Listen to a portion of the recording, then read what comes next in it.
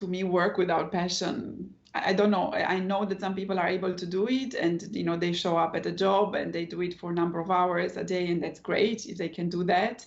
For me, without having that spark and that drive and that passion about what you're doing in that moment, I don't think I could sustain. I could have sustained the type of roles and the type of work that I've been doing all along.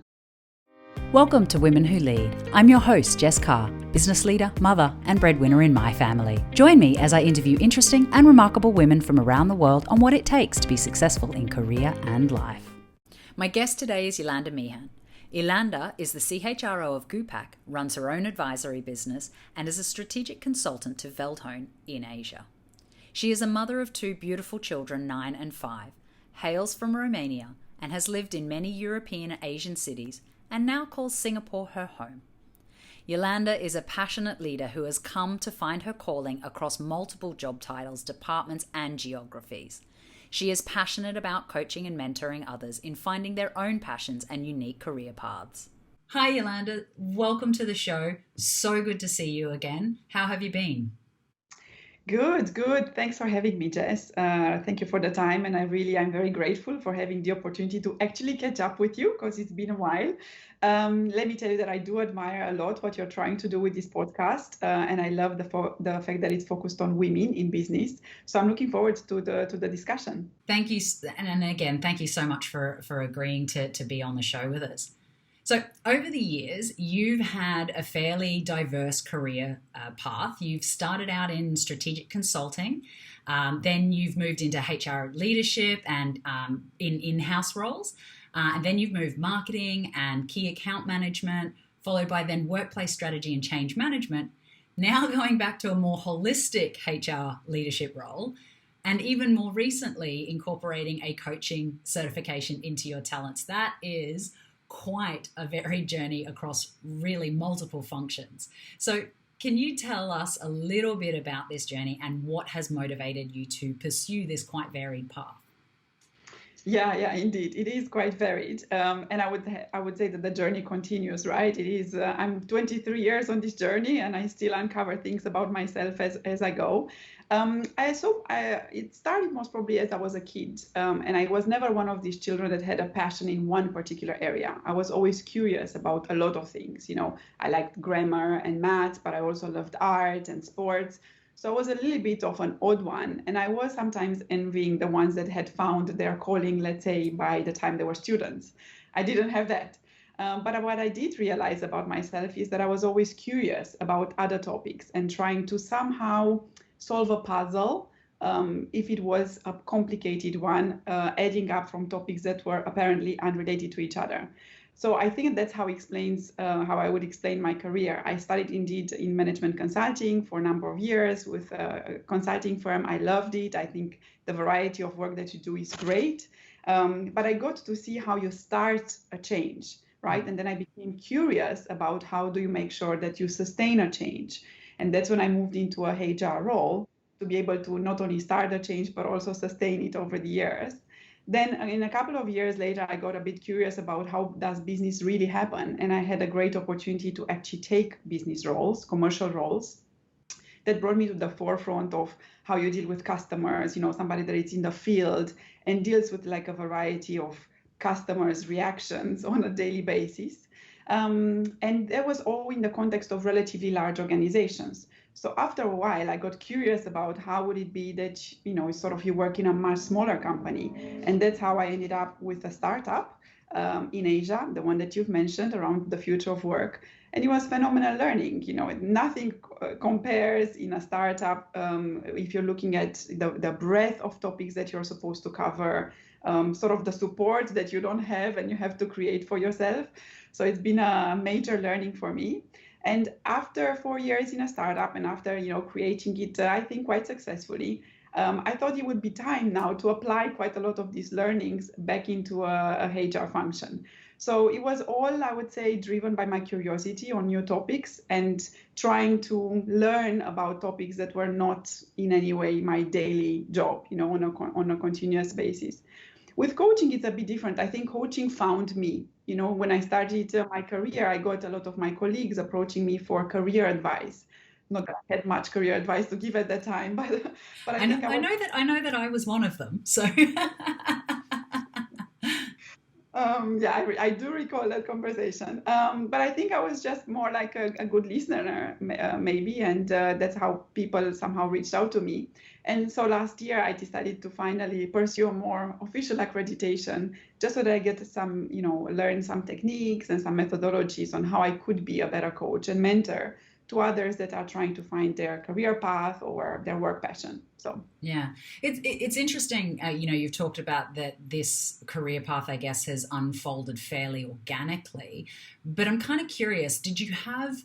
Was it only when you reached each of the next milestones or each of the next stages in your career that you could then see what the next stage was, or did you have an idea that over the next 10 years, I'd like to collect ideas about what a startup's like and what it's like to be in a commercial position? And, did you preempt some of that, or was it just purely every step of the way the next bit would unfold?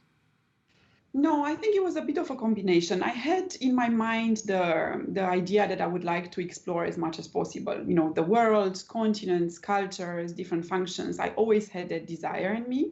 So in a way, I think that guided me.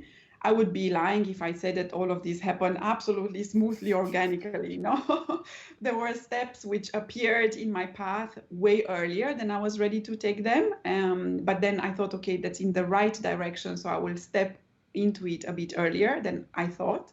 There were steps that happened out of, not in my power. They were decided by others, and then I had to adapt accordingly. So it's a bit of a mix and match, but I would say generally I wanted to have this breadth of experience.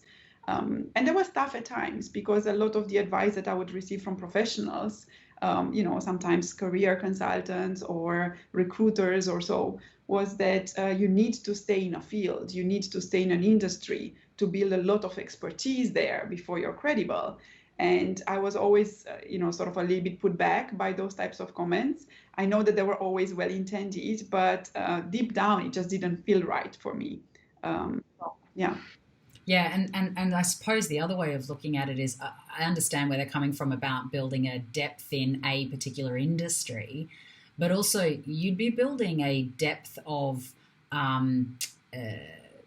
it's not really subject matter expert across, because if you can, it's the transferable skills. It's the if you can manage commercials in one industry, then you can manage commercials in another industry. Sure, there's going to be different nuances and things like that, but that I think it's the softer things that come with that too. Could be like the resilience around being in a startup and the self-reliance for having to kind of build the infrastructure and the support around you from nothing or from very little, which you don't get if there's no opportunities for that in your particular given field.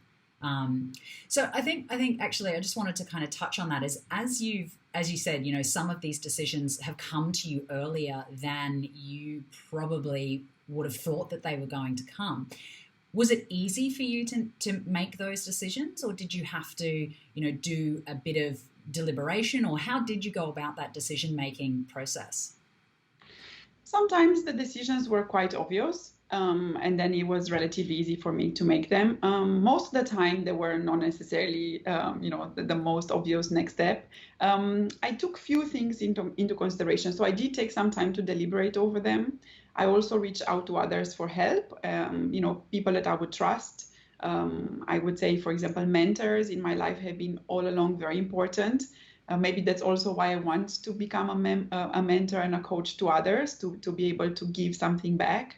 So having a couple of discussions with some of the mentors were very important, because what I found with mentors is they help you reconnect with who you really are, and then it makes the decision a bit easier beyond, what the title would be, or what the money would be, or whatever perceived importance position, or importance of a position.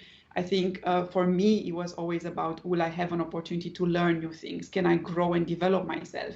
But it's not so easy to reconnect with that, sometimes you need somebody to just put the mirror in front of you and help you see that that's what you're about. Yeah. So. Yeah, and I can see why, if that's been your experience of mentorship and coaching through your career, I can totally see why that's another string in your bow to give that back to other people, to still be a part of that process for others.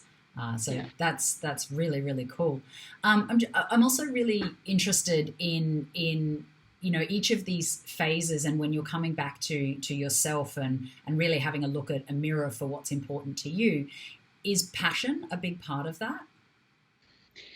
Yeah, I would say, to me, work without passion, I don't know. I know that some people are able to do it, and they show up at a job and they do it for a number of hours a day, and that's great if they can do that. For me, without having that spark and that drive and that passion about what you're doing in that moment, I don't think I could have sustained the type of roles and the type of work that I've been doing all along. So passion is very important. I think a lot of people maybe confuse passion with what you're what you are born to do. I find myself to easily find passion in quite a lot of topics. And as long as the passion is there, and as long as that fire is somehow burning within me, I'm really enjoying very much the role, the work, everything that goes with it. Yeah, so I would say passion is super important.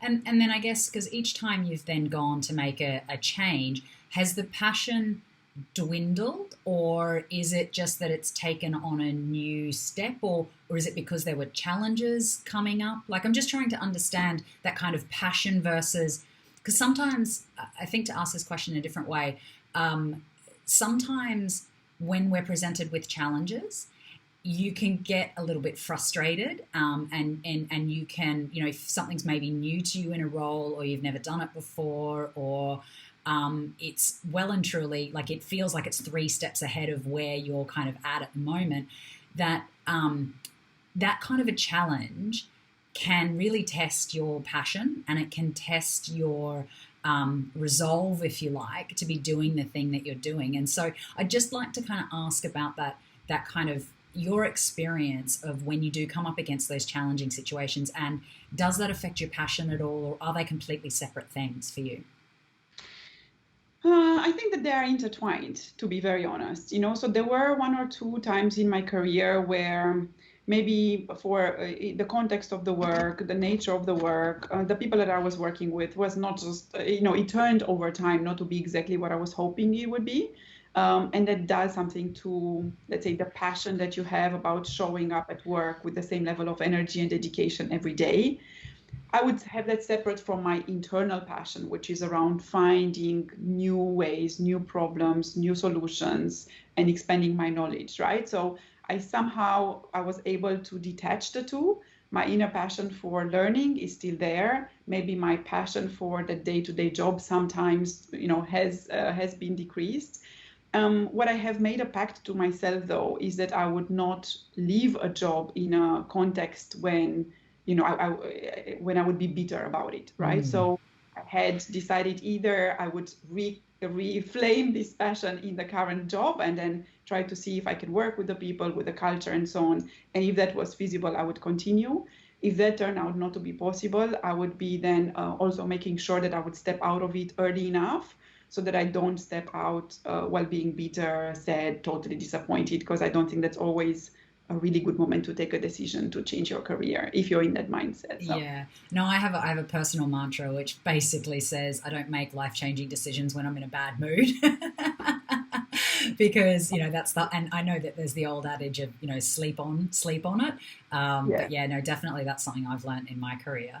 But I'm just curious to kind of ask, like, if someone is in this moment where they're thinking, okay, is this still my passion? And I'm just going through a patch which is stretching me and making it more than I think that I can handle, might be feeling a little bit overwhelmed.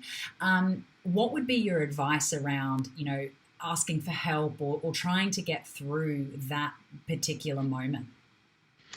So I would give 2 pieces of advice. One is not mine, but I have used it, and it sort of worked for me very well, and that's what I've learned in some of the coaching sessions. is you need to spend some moments in thinking about yourself when you were a child, and try as much as possible to remember what were you doing when you didn't have homework or when you didn't have to go to school. So what were you filling the time with when there was no obligation to do something as a child? And that might sound like a counterintuitive, sort of exercise to do when you're all grown up and have all these responsibilities to attend to. But it brings you so much, again, back in connection with who you really are, because those childhood moments that were not subject to any regime of study or so are much closer to who we really are. So I would do that as an exercise and see, could you find some of those elements still in your work or not? And obviously, if not, then it would be a time to move on. The other one, it is around finding mentors or surrounding yourself with people who you could use as sounding boards. And that is something I would advise everybody to do. Even if you don't have an immediate mentor in your head, you could create a list of people that you admire generally from whatever you read, right? It could be alive or not alive people anymore. And write the qualities that you enjoy or that you appreciate about those people, and try to see who in your close network maybe has most or some of those qualities, and reach out to them.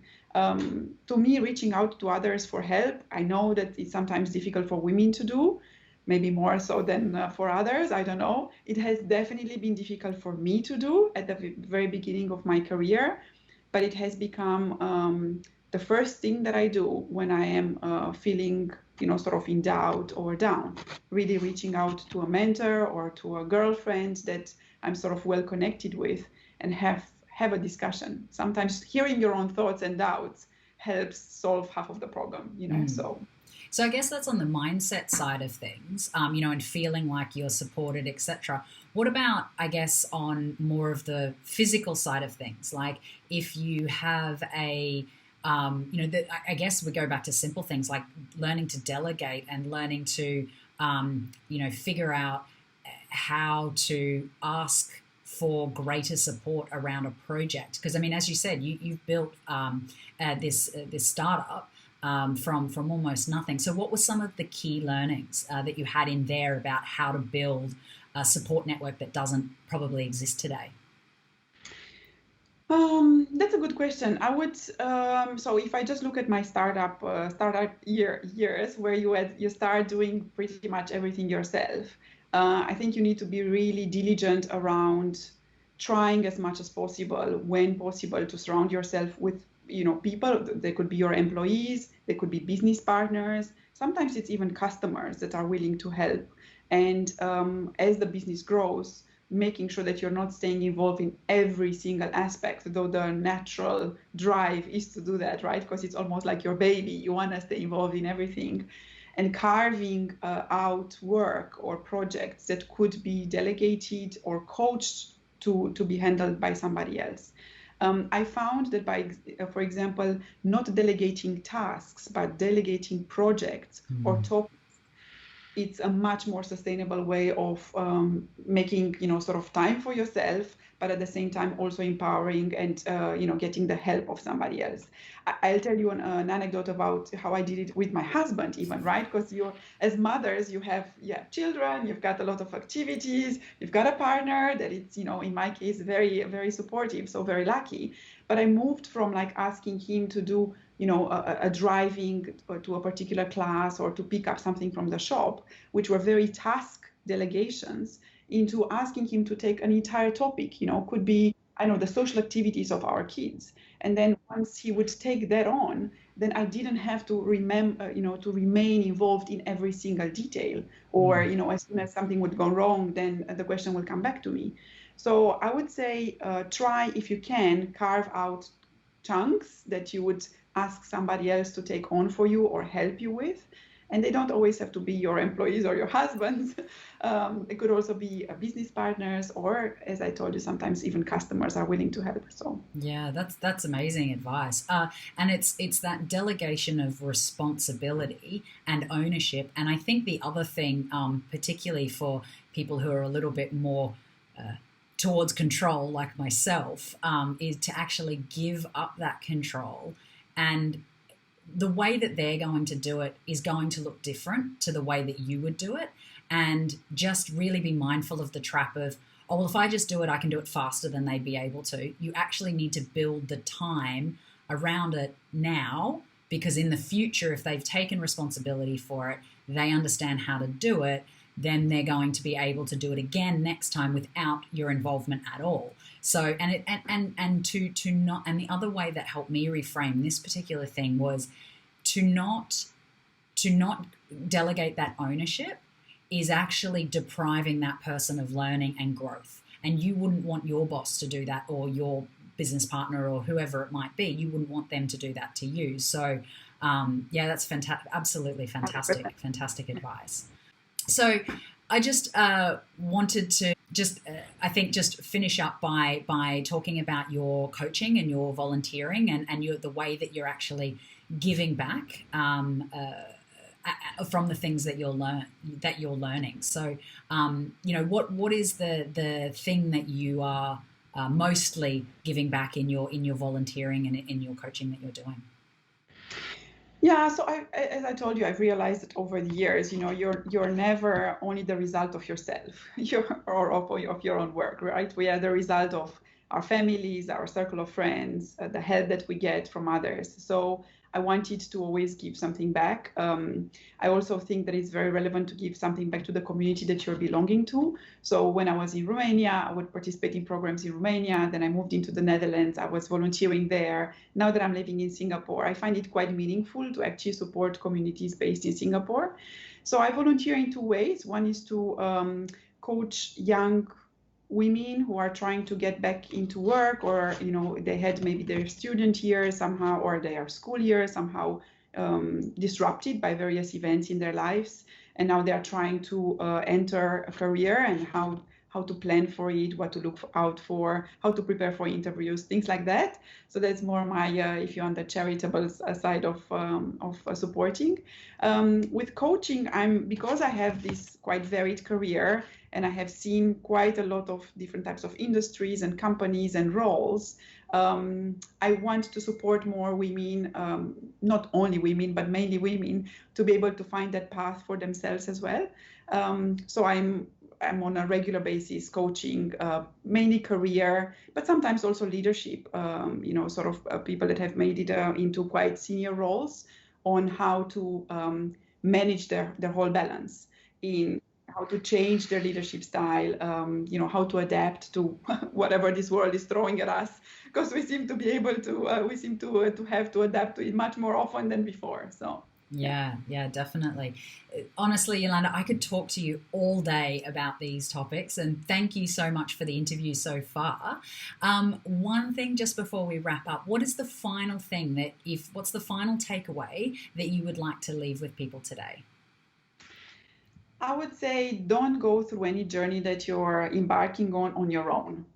Trying to find somebody, mentor, partner, friend, to be there for you and with you. First of all, it's much easier to go through it, even at times when you're not sure about the next step. Secondly, the satisfaction is enormous when you are getting what you wanted to get and you're able to share it with others too. So I would say just don't try to do everything on your own, because life is too short not to share the joys, and also sometimes not to share the pains with others.